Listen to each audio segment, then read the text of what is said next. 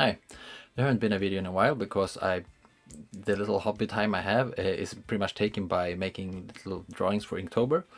But a few days ago, the inspiration list there, or the prompt list, told me to paint boots. And I thought, you know what? These guys, they have boots, right? I could use inks to paint these boots. Really? I could use inks to paint the whole guy. I've done it before to, at least in my view, great success, like these guys, which I think turned out pretty well. And last video, my long-term viewer Matt suggested to paint the sort of fifth god, Malice turns out to be, who apparently was lost in some sort of copyright issue back in the day, but that would be kind of fun. I did find out that it is supposed to be some sort of black and white scheme, which, I mean, that is doable. Any color is doable in inks, just as with colors. So yeah, let's see what it gives us, painting one of these guys using just pure inks in a black and white scheme.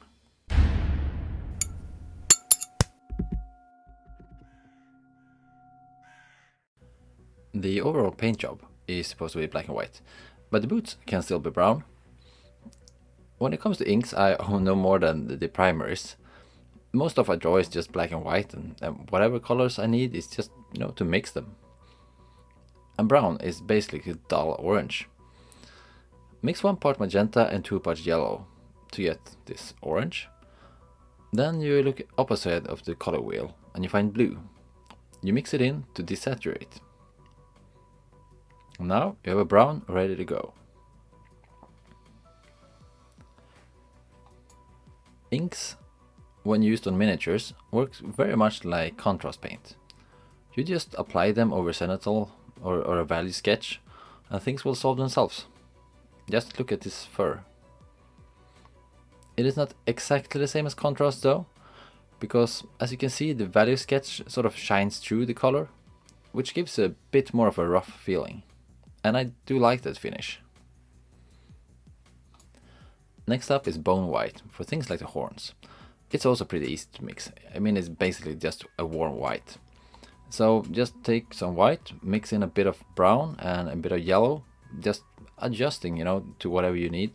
I mean, the horns are pretty much just white with yellow in it, but other things on there, like the little wrapping things that you grab onto the axe, I don't know what you call those in the proper term, they might be a bit more brownish. You get it, it's just white and whatever things you need to make it warmer. Ironically, white, or at least this titanium white, is the only one of my inks that actually reduces transparency. And it makes you wonder, if pure titanium white covers this well, I wonder why white paints often tend to lack in coverage, which is weird. Anyway, the cloak is the same but darker. And here, when mixing, you can tell that the black probably is more of a really dark blue, as there is a hint of green in the resulting color. But it's basically just the same thing. Mix a brown, mix in some even more blue or black, and then apply.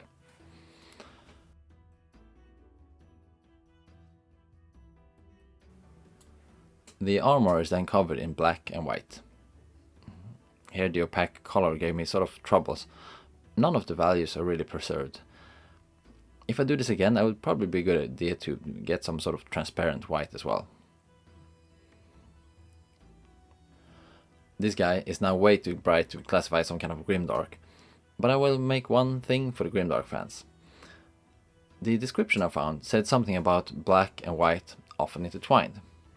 For people with the Mordheim book as inspiration, that can only mean one thing: checkers. I must admit that I found them pretty hard to do, but in hindsight I think I found the solution. Now I just draw the whole marker things, but you could just make a white ribbon and then use a permanent marker.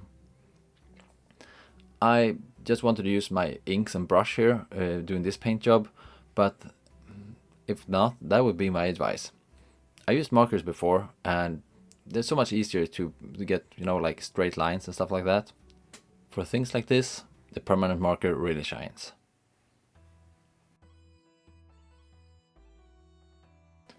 To make him a bit darker, I made a black wash, which is pretty easy with inks. I mean, it's just ink and fluid improver. Not much to say there, and it gives quite a decent result. Perhaps not as dark as my regular oil bath, but yeah, it will have to do.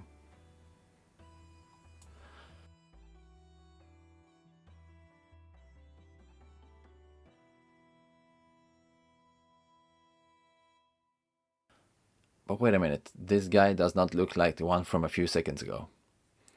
Well, off camera I screwed up when I added a layer of varnish.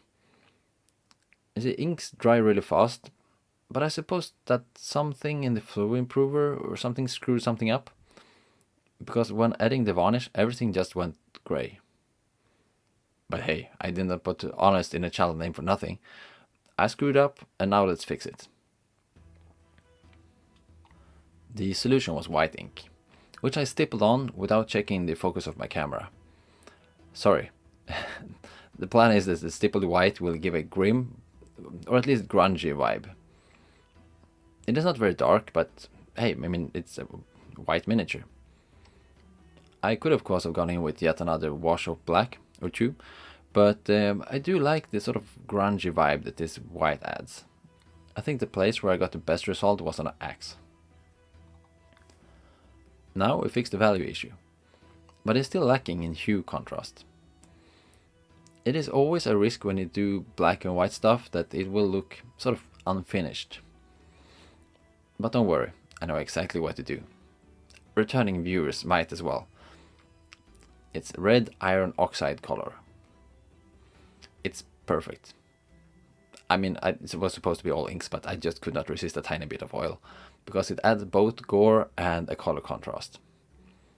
And with this guy spinning, we have a perfect opportunity to make something sort of semi-random. And it's also kind of fun.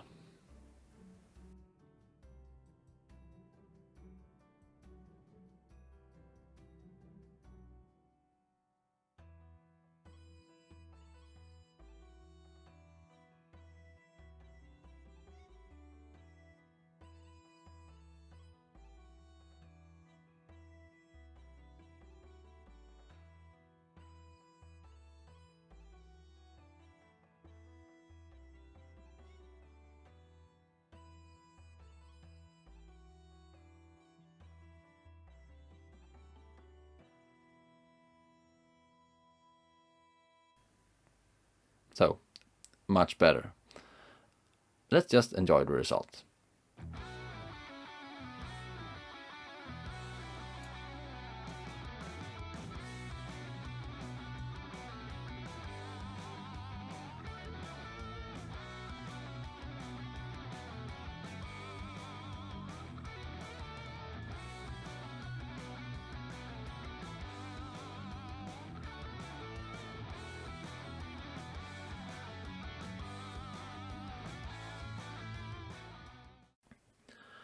First off, thank you Matt for suggesting this.